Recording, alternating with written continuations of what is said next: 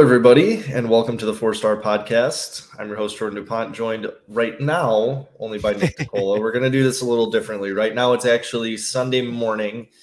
We have some scheduling conflicts, but with the Blackhawks season opening, Nick and I wanted to hop on and discuss that while he was available, and then we'll be recording the rest of the episode tomorrow after the Bears game, and we've had some time to process where Nick will not be there, but I will have Andrew and Ty. Let me get my bases covered for that. If we win, Justin Fields is the guy. Chicago Bears, Super Bowl, go undefeated the rest of the way.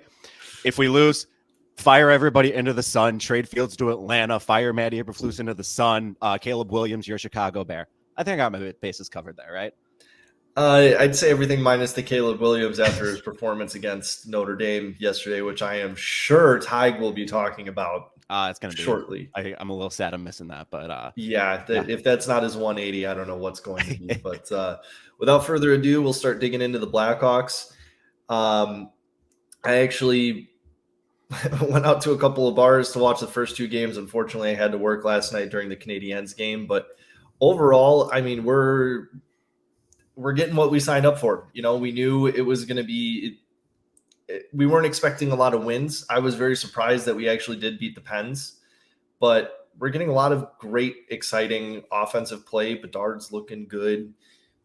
Like we expected. It's the young defensemen that are kind of struggling. So I'll let you dig into that a little bit more.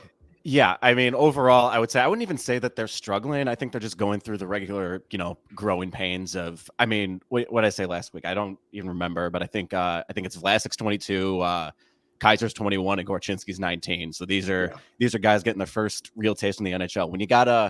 When you have rookie defensemen on each pairing, makes things a little tough. But overall, I think I'm really happy with how the team has played so far. There's a lot of good. There's more good than I thought there'd be.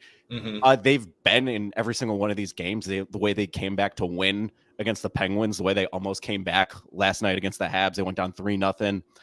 Tyler Johnson scored 2 goals, and Seth Jones hit the post in like the last 15 or so seconds, inches away from tying the game. It was.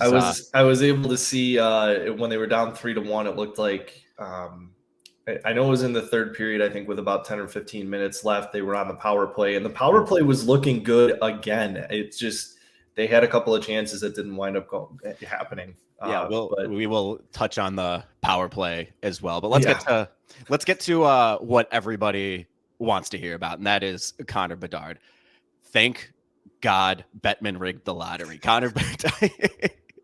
I mean, he's already the best. He is already the best offensive threat on the ice for the Blackhawks. He's getting the superstar treatment everywhere he goes. He's getting. There's like, I think even the ESPN commentators that first night in Pittsburgh commented on it, where like there was a hush coming over the crowd whenever Bedard touched the puck. He's like, he's not afraid to shoot.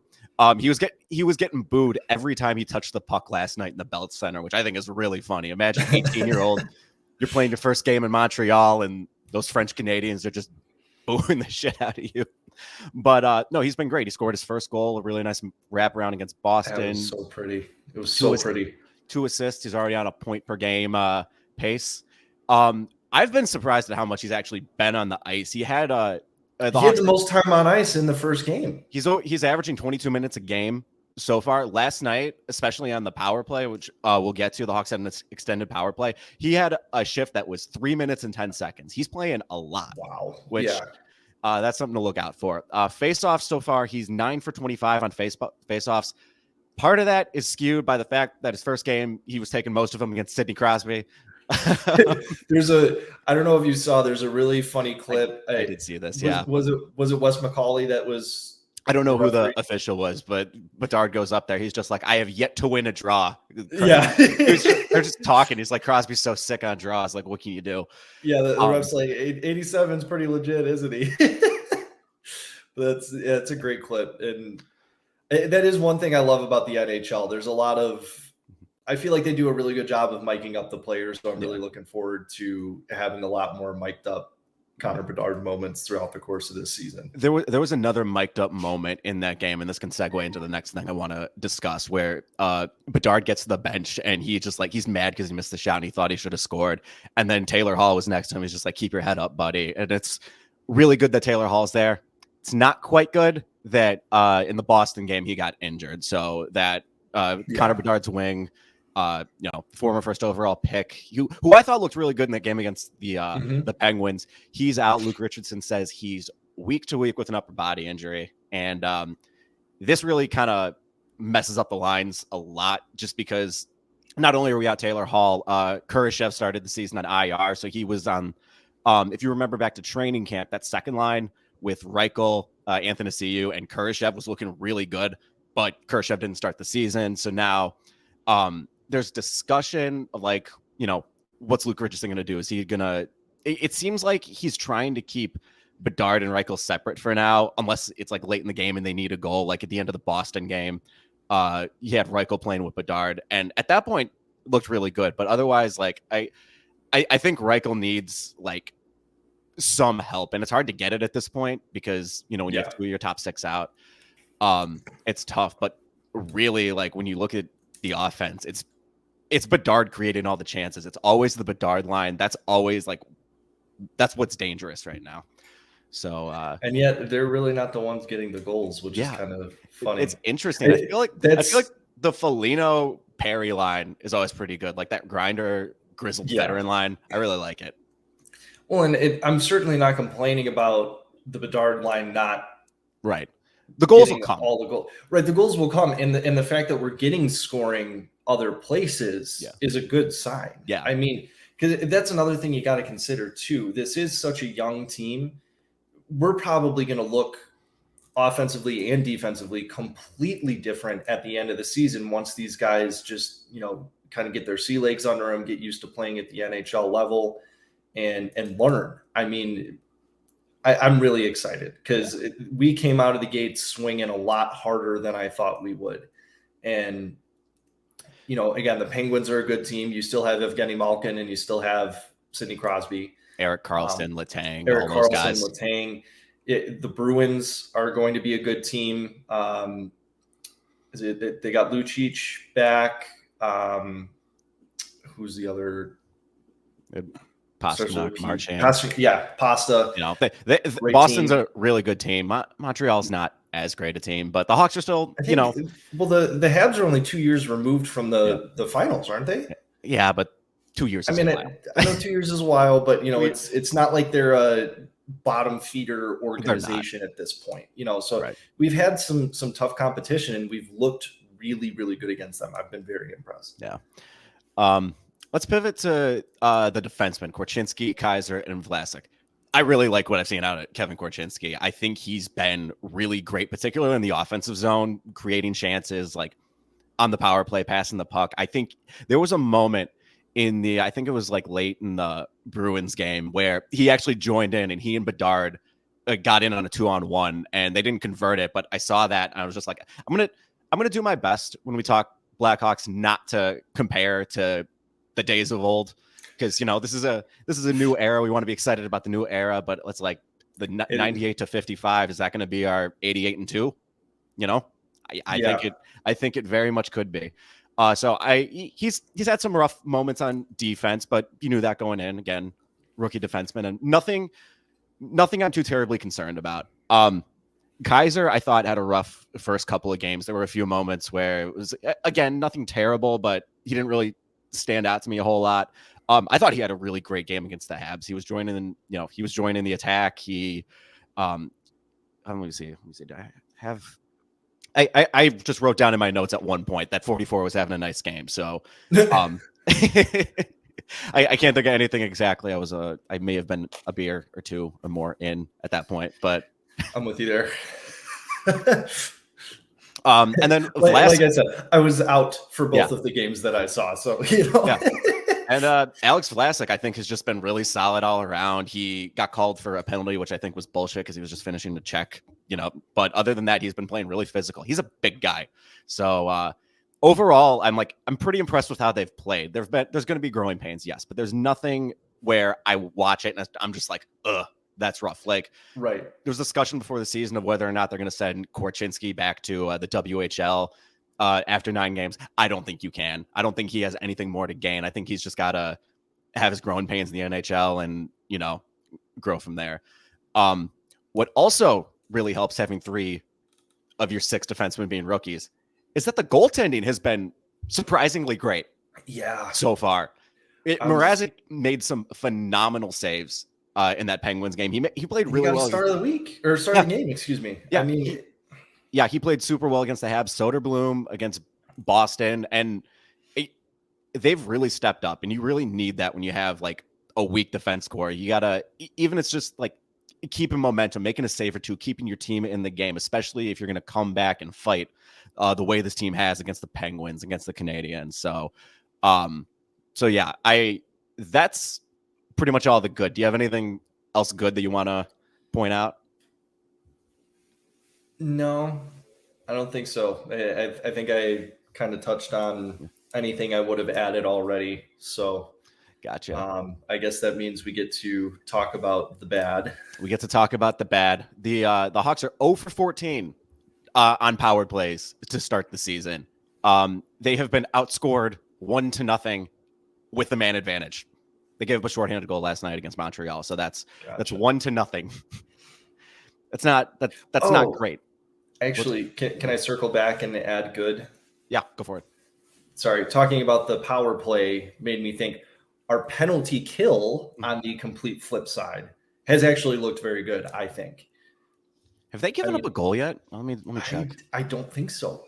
Not through the first 2 games. I don't know if they did last night, but the penalty kill has been surprisingly strong. Penalty kill has not given up a goal yet. Yeah. Let me see if I can find how many chances. But yeah, you can keep talking while I. That was pretty much it. I've just been very impressed. Again, through 3 games, have not given up a power play goal. And again, you're talking about Connor Bedard, rookie. Yeah. 3 young defensive guys. Well, even Bedard's not even playing on the penalty kill. So. Oh, he's not? No, he's not. That's not his game at all. Okay. I mean, that makes sense. I guess I need to pay a little bit closer attention. But yeah, actually. Yeah, I mean, if you're talking about 3 young defensemen and a penalty kill that hasn't given up a goal in 3 games, I mean, that's pretty impressive. But with that being said, I'll let you continue to talk about the poor power play. Yeah. On the flip side of things, the power play has yet to score a goal. They've actually given up 1 goal, which is never what you want when you have the man advantage. It's just not what you want. And what's interesting to me is that it feels like they've been getting good chances. Like I'll watch half the power plays and they're moving the puck around really well. They're getting shots. It's just, it hasn't gone through. So like I feel like it'll turn around. There's also part of it where, going back to the Taylor Hall and Kurashev injuries, last night, especially in the power play, you had Bedard and Reichel on the first unit. So you basically had all your offensive firepower on 1 power play unit. So that kind of explains why Bedard has those like 3-minute shifts and he just like never leaves the ice on the power play because, he kind of can't. I mean, that's the thing. This team is not very deep in terms of scoring talent. You got a lot of guys, but they're just guys. In terms of guys that can create, guys that can score, guys that can put up points, it's basically Bedard, this 18-year-old that you just got. Like I can't stop raving about how great Connor Bedard has looked. Like, I'm sorry, I can't. Like everything circles back to him being Chicago's last hope. So, I don't know about last, but one of the few we have. Yeah. Anyway, that's basically all I got. You have anything else? No, I was trying to think. There really hasn't been much negative. It really just that power play. I mean, things have been looking a lot better than I was thinking they would. Yeah. I think that speaks to the coach, and I think Luke Richardson has done a really good job with his team. Like even when you're going up against stiffer competition, this team competes, this team fights, this team will come back from a deficit. They were 3-0 down. They almost came back. They did come back against the Penguins on opening night. They hung in there against Boston on the second night of a back-to-back. I mean, I think there's really something here with this team. Even if the wins don't come this year, I think they are really building something special. So, but again, that is exactly what we said was going to happen. We said we're okay with that. We're understanding. Luke Richardson's record is not good, but that does not speak to his coaching ability. That speaks to the fact that Seth Jones was the only big time player we had on the team last year. And I mean, we are rebuilding, but we're getting fun hockey to watch right now. I actually want to spend time watching these games, and I haven't been able to say that for probably 3-4 years at this point, so I'm definitely okay with it. Are we ready to just kind of preview what's to come? Yeah. So upcoming games on Monday night, they go to Toronto, play the Maple Leafs. Thursday, they travel to Colorado. And then Saturday, they have their home opener against the defending champion, Vegas Golden Knights. It is just a gauntlet to start the season. You got five straight road games, all of them against pretty good teams, and then you do your home opener against the defending champs. So, it's rough. I mean, it definitely, correct me if I'm wrong, but I know Bruins, Maple Leafs, and Habs are all original 16. Were the Penguins an original 16? No, Penguins were not. Bruins, Maple Leafs, Habs were all original. So the first 5 games of the season, we've got, all but 2 of the original 6 teams. So it is definitely a gauntlet to get the season going. But I mean, hey, again, if we're playing this well against good teams this early, I think by the end of the year, it's going to look a lot better. It's going to look a lot better. Definitely. So. All right. Well, Nick, thank you for getting me out of bed way earlier than I ever wanted to on a Sunday morning. I like these morning sessions. I could sit here with my espresso, be super Italian, and just sip on it. Yeah. If anybody ever needed further proof that you're Italian, I've got this giant mug of black coffee like a normal American, and Nick's got his teeny little espresso cup. So.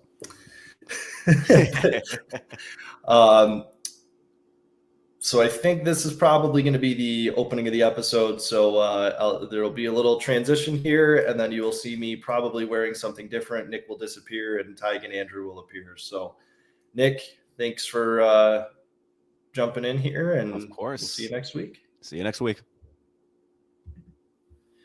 All right. Well, hopefully, if my editing skills work, I should have switched from a hopeful Bears jersey before the game yesterday to a celebratory Blackhawks jersey, because the Bears don't deserve to have me supporting them after that showing against the Vikings yesterday.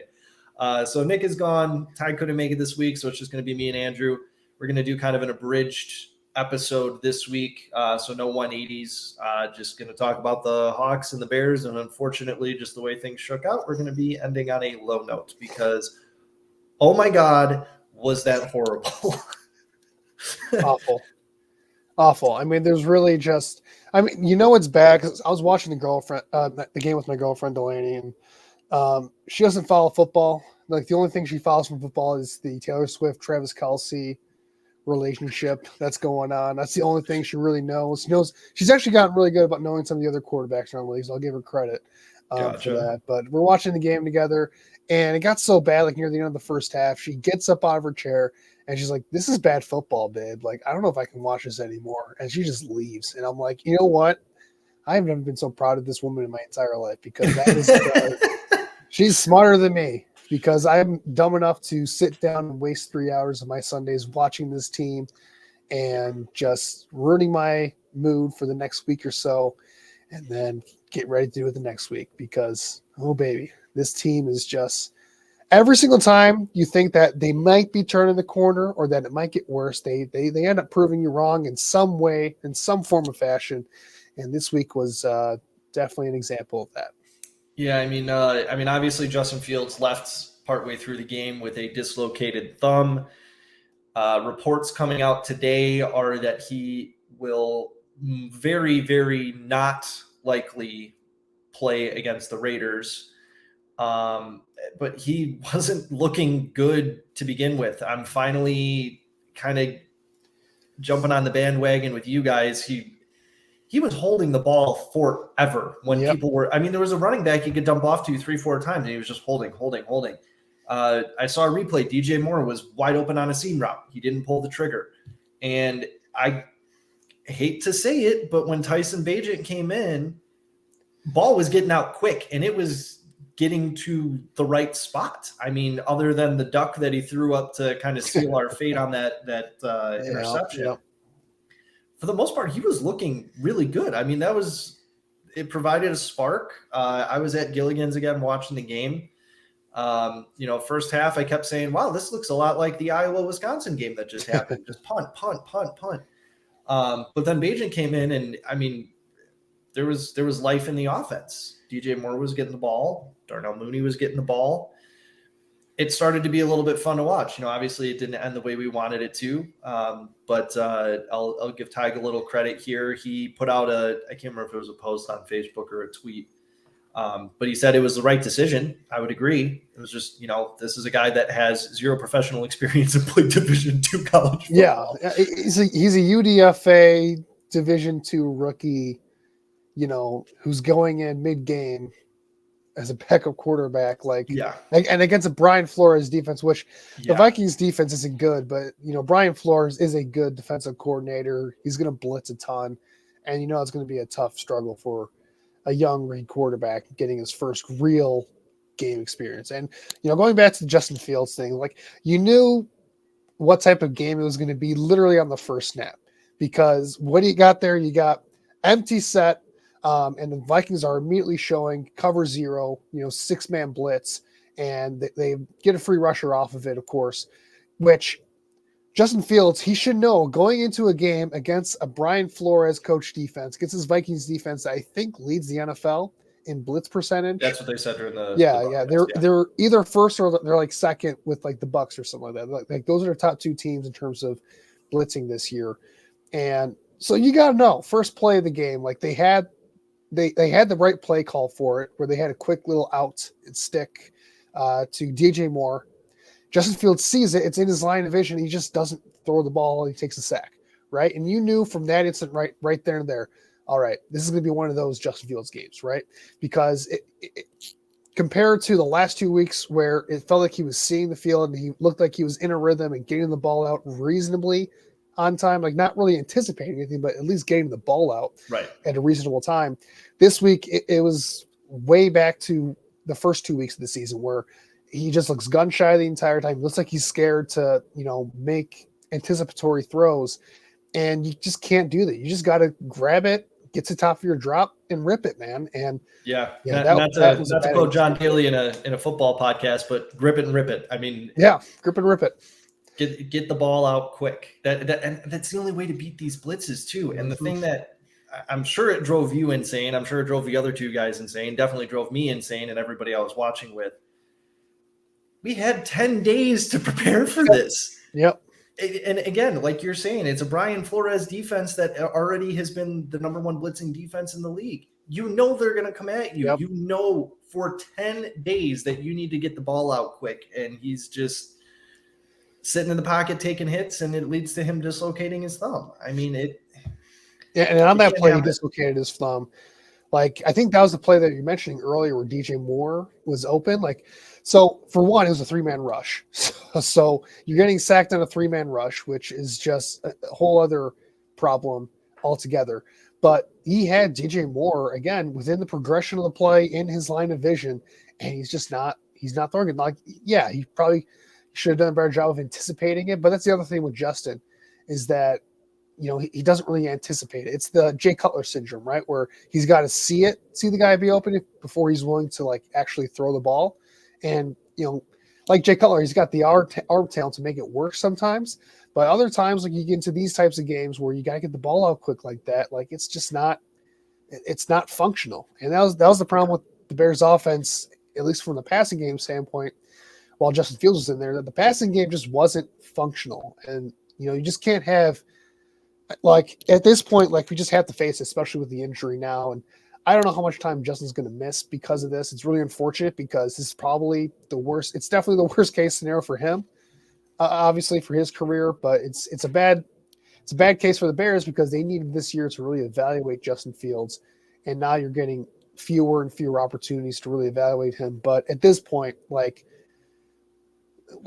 can you really say? It's just the inconsistencies, the ups and downs, and when he's on, it looks great, and you really want him to be more consistent in terms of those games like against Washington, in Denver, and going even back to last year, like that second game against Green Bay, where it felt like the coaching staff was doing everything not to let him just go out there and single-handedly win the game.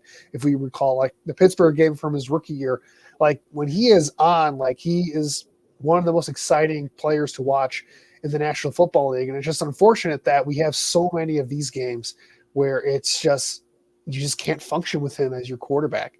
And it's really unfortunate. And, there are some things that, like, look, Luke Getsy is not blameless in this either. We have to, like, put that into discussion. Like, you mentioned, like, 10 days to prepare. You mentioned the 10 days to prepare. Like, right. Like, look, like, Luke Getsy, that your quarterback struggles with, processing and getting the ball out quickly out of his hands. Why are you going to an empty set against Brian Flores' blitzing defense on the first play of the game? Like, and we saw, like, in the first half, like, they had success running the ball as well in this game. Like, why didn't you just keep on sticking with that, right? So we had a whole drive where we just kept running. We kept running and running and running, and we were running for like 6 yards a carry. I mean, it was just going. And then all of a sudden that drive ends, and we abandoned the running game completely. We were never completely out of that game, ever. It was pretty much a 1 or a 2 score game the whole time. There was no reason to abandon the running game, especially with our our 4th and 5th string running backs in the game. And it was still working, which, credit to the offensive line because I mean, who else can you credit when you're at your 4th and your 5th guy? But it was working. And yet we just, out of nowhere, poof, it's gone. I mean, it's still questionable coaching decisions. I don't know, man. It was just a rough watch. The one bright spot was the defense. I completely understand Justin Jefferson did not put a toe on that football field, but the Vikings still have. I mean, Jordan Addison's a great receiver, and having the secondary at full health, Hawkinson. I mean, the defense actually looked pretty stout for most of that game. I don't really have any complaints about them. So I will say credit to them for improving. Yeah, like the defense was definitely not the reason they lost this game. Like, this is completely an offensive failure, from the coaching to the play calling to quarterback play, you name it. Like, the offense just didn't show up today, or not today, but yesterday. The defense, like. And there were some instances where the Vikings were definitely shooting themselves in the foot because, let's face it, the Vikings are not a good team. And this is what the Vikings do. They always try to find ways to lose games. It's a part of their staple of a franchise. They were trying to Viking it as hard as they could in this one. And the Bears were just. We didn't let them. We didn't let them. We out Viking the Vikings. Or we out Bears.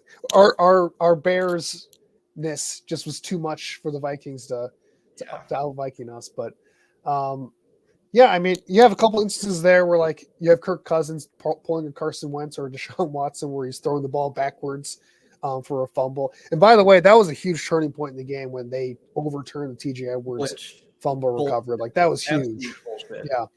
That's one of those where I just feel like, from a officiating standpoint, like, the fact that they called it a recovery on the field, it's such a close bang situation. Like, I would understand if they called him, like, not inbounds on the field, that they couldn't overturn it then because it's so close.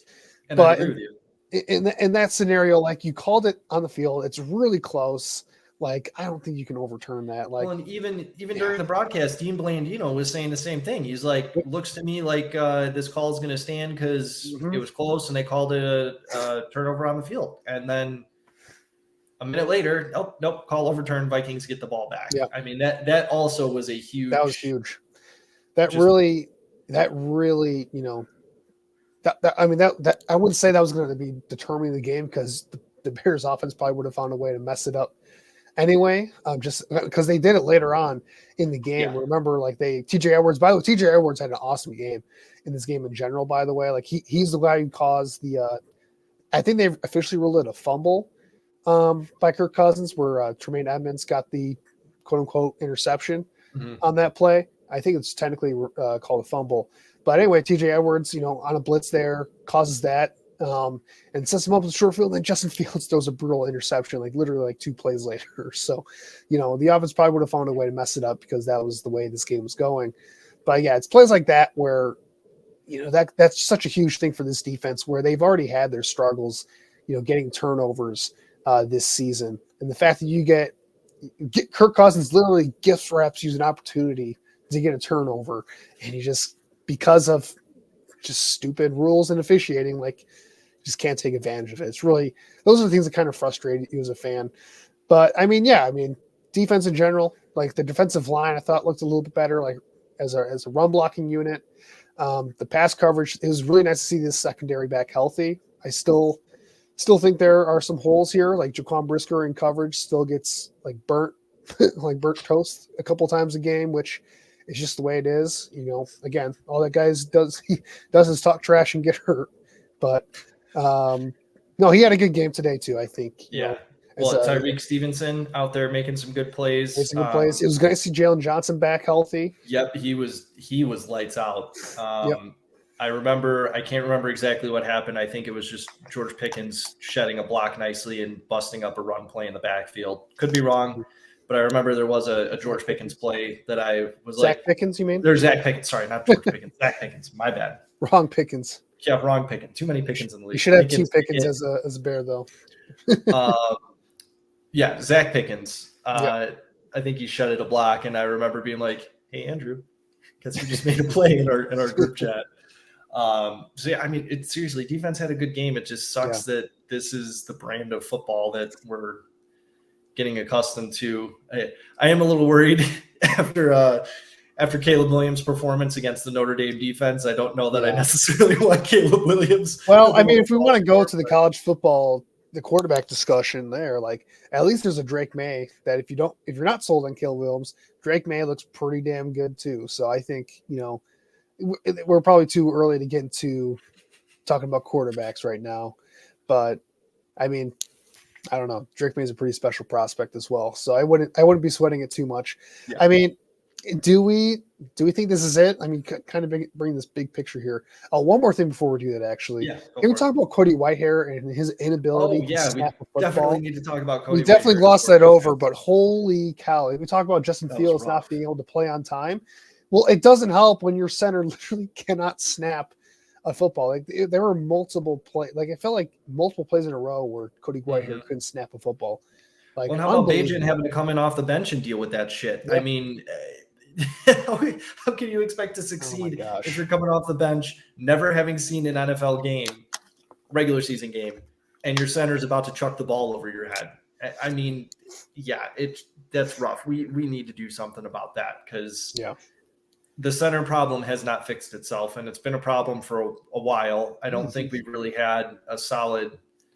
I was going to say solid center since Olin Kreutz, but Roberto Garza did a pretty good job when he slid over after Kreutz retired. But Whitehair, remember, Whitehair was a center to start his career with the Bears, and he was good early in his career. It seems like ever since basically 2019, he's just been on a complete downward trend as a player overall. But snap issues have always been the norm for Whitehair, though.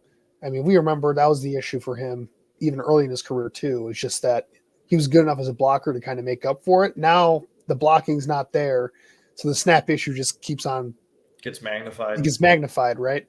It got so bad in this game that Whitehair got benched for Lucas Patrick. And when you're getting benched for Lucas Patrick, who's also been really bad this year, even with snaps, like Lucas Patrick hasn't been like necessarily great with accurate snaps either. So this has been just a complete problem for this entire center group, if you want to call it, where just like, and like even like Dan Feeney, who they traded a 6th round pick for whatever reason right before the season, like he's gotten 2 snaps this year. On the first snap of his playing time this year, he threw a bad snap too. So like they literally don't know how to snap a football, which is just astounding. You have an NFL team, they don't have a single center capable of snapping it out of the shotgun. It astounds me. Well, not to circle back to coaching and play calling, but Jesus Christ, do we really need to call so many shotgun runs anyway? That's a whole other. Well, I about lost my shit on that 3rd and 4 when they did a shotgun run up the gut. It worked. I wasn't happy about it, but it worked. Well, But, I here's mean, the thing. Like the shotgun runs, like it works when you have Justin Fields because you have that element of him keeping it. So I don't mind them as much because of that element. And you could see, like on that drive we talked about earlier, there were multiple plays where you could see the defense is clearly being influenced by the fact that Justin Fields can pull it on some of those run plays. So it is opening up things for running backs to have success. But I mean, I get it in short term yardage situations. Like there are certain points where you got to get under center and just, you know, bully your way for a couple yards here. yeah, Oh, I and didn't think 3rd and 4 was the time to do it. I mean, it's Yeah. just when you're running from the shotgun, it's a delay, it's a extra step, yeah. and that's more time for the defense to crash and close all those holes. Yeah. So But one note I wanted to throw out there for Whitehair before we move on. Did you see the Eberflus at his press conference when they asked him about him benching Cody Whitehair for Lucas Patrick? He mentioned that the reason why they did is because Lucas Patrick had more experience at center, and they want to get the more experienced guy in there with Tyson Bagent going in the game and replacing Justin Fields. Do you want to guess who has more snaps in their career at center between Cody Whitehair and Lucas Patrick? I did see this tweet. I Yep. believe Cody Whitehair had 2 to 3 times as many snaps at center. Yeah, so Courtney Cronin, who's on the Bears beat, and this was actually thrown out there in the Hogan Johns podcast as well. But Cody Whitehair has over 3,000 snaps in his career at center. Lucas Patrick has just over 1,000.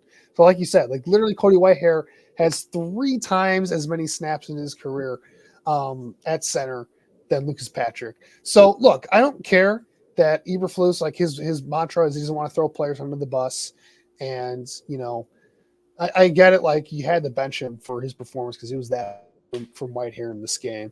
But holy cow, stop acting like we're idiots here in Chicago. Like, come on, man. Like seriously. Yeah, you're not going to get away with that here. Like seriously, just I get it. You don't want to throw your player under the bus, but there are other ways to phrase it besides just blatantly like lying to us. Yeah. Like, come on. And it's the whole bigger issue with this regime and just the Bears in general, where they just feel like they have to keep everything as like a lockdown secret to the media. They can't share anything to the public.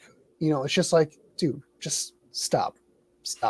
This is just, it's not that big of a deal. You can share details. Get some help. Yeah.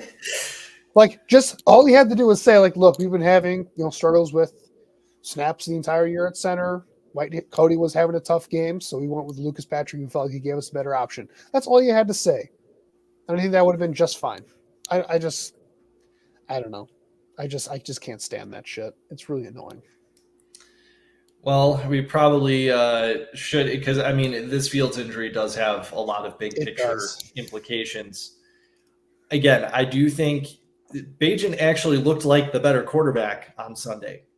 So I don't want to. Yeah, I don't want to say that we're completely out of it against the Raiders. I think it's a big unknown because the Raiders are also a very bad football team right now. Raiders are definitely not good. However, I think, like you were alluding to, Fields being out, that's all. Jared Goff. It was the best comp for this injury was Jared Goff, who dislocated his thumb a few years back and was out 4 to 6 weeks. I think based on the fact that Justin Fields popped his thumb back into place and couldn't grip a football, probably going to be around that 4 to 6 week timetable. Yep. Which would put us, this was week 6, correct? So, I mean, we're more than halfway through the season any way you cut it at that point. So, yeah, I do think this is going to have longer term implications because you're not going to be able to take a look at Fields as much as you'd like given the circumstances. This is going to put us even more heavily into the loss column, more than likely, than we were likely to be had Fields stayed healthy. I think this really, Justin Fields injuring his thumb has just kind of sealed the fate for himself and this coaching staff. Yeah. I think we're cutting bait, cleaning house next year, starting fresh and drafting a quarterback. And it wouldn't surprise me if the cleaning house goes all the way up to the top with the polls too. And I know that's crazy to say, but because he's only his second year on the job, but like this team had legitimate expectations this year, and for it to devolve the way it has, like it's a complete reflection of just I don't know. I don't know what to do with this because honestly, I think Justin Fields, I thought his fate was sealed anyway, considering how bad the start was for him the first 3 weeks. And, he gave us a glimmer of hope with week 4 and week 5, even though, week 4 against Denver ended pretty roughly for him in that game. But for the first 3 quarters, like, he was as dialed in as I've ever seen him play. And then Washington, he was awesome as well. So he gives you enough hope, I guess, enough glimmers to tease you into thinking that, this is who he can be, or you get a glimpse of what he can be.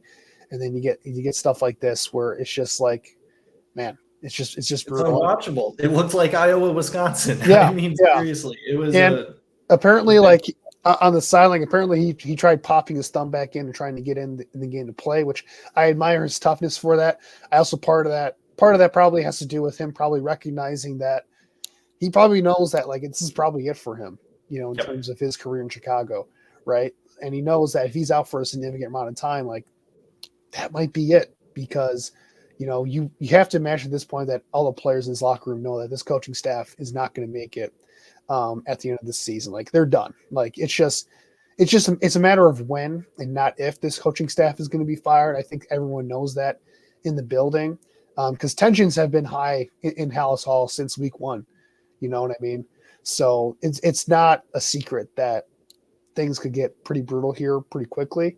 And with Justin Fields out, like, now the conversation goes to, first of all, if he's out for a while, how long is he going to be out? If it's just a short term, like a week or two, I guess you get a chance to get him back in the field and reevaluate. But, like, how healthy is going to be out there? If he does get back in the field in a week or two, like, will he be able to throw it properly? Does that end up doing just more damage to his, time? You know what I'm saying? Like, it might be a detriment more than anything. And then, now you get Tyson Bagent out there, who I guess this is a good opportunity to see what he has. You can clearly see out there that he doesn't really have the physical talent to make a lot of the throws. Like, what you like to see is that he makes quick decisions. He gets the ball out quickly. He's generally pretty accurate. He generally knows where he's going with the football. So those are all good traits to have. He's athletic enough to make plays on the move. Once in a while, he's not Justin Fields as an athlete. That's for damn sure. But yeah, there were some things to like from Bagent out there. So I guess, assuming that Fields is going to be out for a few weeks here at minimum, I view this as, Bagent, this is your opportunity to kind of showcase whether you can be a long-term backup here for the Bears. Because I don't think you can assume that he's going to jump in here and be like a long-term starter for you. Like, that would be setting the bar way too high. As much as the Tyson Bagent fandom on Twitter, on Bears Twitter, wants to make that a reality, it's probably not going to happen. There's just too many limitations. And also, like, look, if you're like Luke Getsy here, like, this is ultimate, like, save your job mode for him as well, right? Because he can legitimately say that Justin Fields has been a big reason why his offense, quote unquote, his offense, hasn't worked in 4 of the 6 games this year, right? Well, I guess 3, because he can say that, I had guys running wide open all over the place in weeks 1 and 2. Week 3 was a complete team disaster. Like, that's probably not on Justin. Week 4 and 5, you saw what I could do with Justin Fields at quarterback. We scored a lot of points in this game.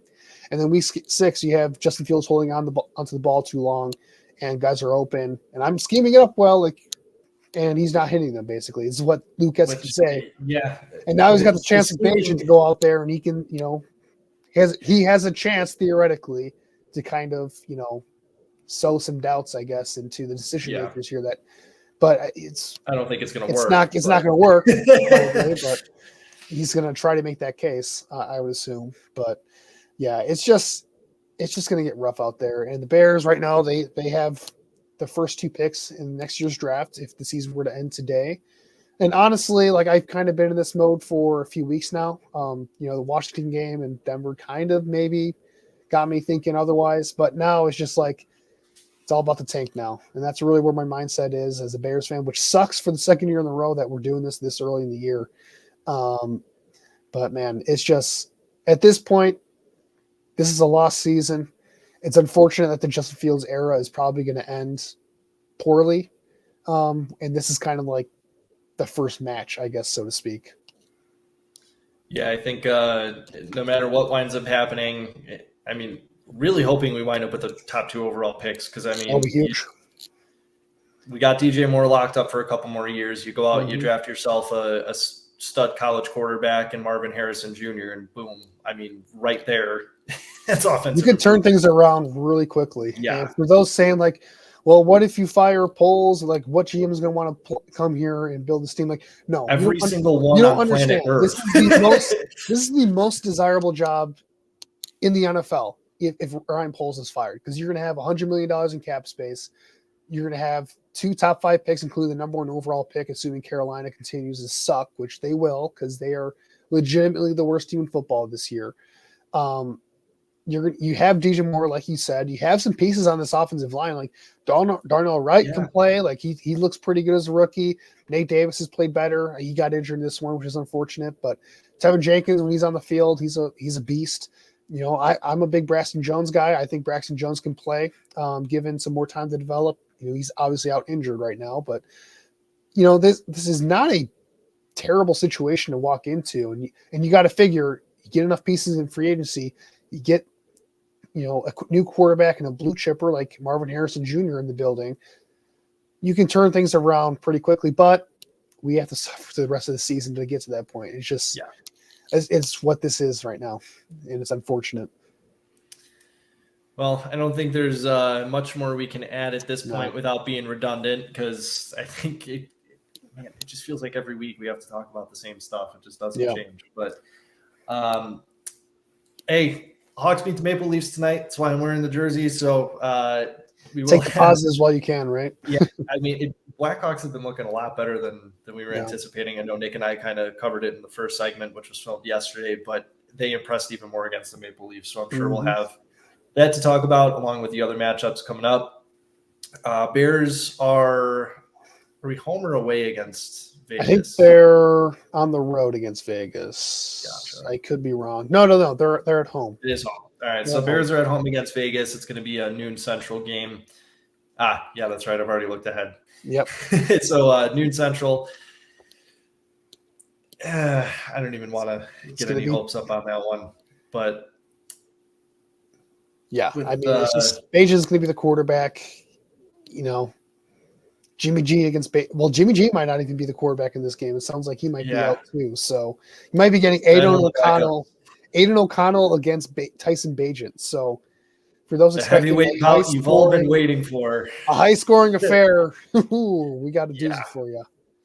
It might be true Big Ten football on Sunday next week. Well. We'll get wrapped up here. Thank you guys so much for watching and listening. Make sure if you enjoy it, like, comment, share, subscribe, all that fun stuff. Once again, I'm Jordan DuPont, joined currently by Andrew Freeman, previously by Nick DeCola, and hopefully next week Ty Mullen will be back. You can find the show on Twitter at 4starpodchi. Check out our website, 4starpodchi.com. Nick, his Twitter handle was up there before, but at Endicola21. Tig is at TMMullen007. And I'll wrap up with Andrew since he's actually here at AJFreeman25. And you can check out his other work on the Bear Report at 247sports.com, where he does his Tracking the Trenches, which I'm interested to see for this week, how the offensive line stacked up. And on the Picks for Polls podcast. Thanks again for watching. Try and enjoy the rest of your week. Watch some Blackhawks hockey to get your spirits up a little bit. We'll be back again ranting and raving next week. Thanks and have a good one.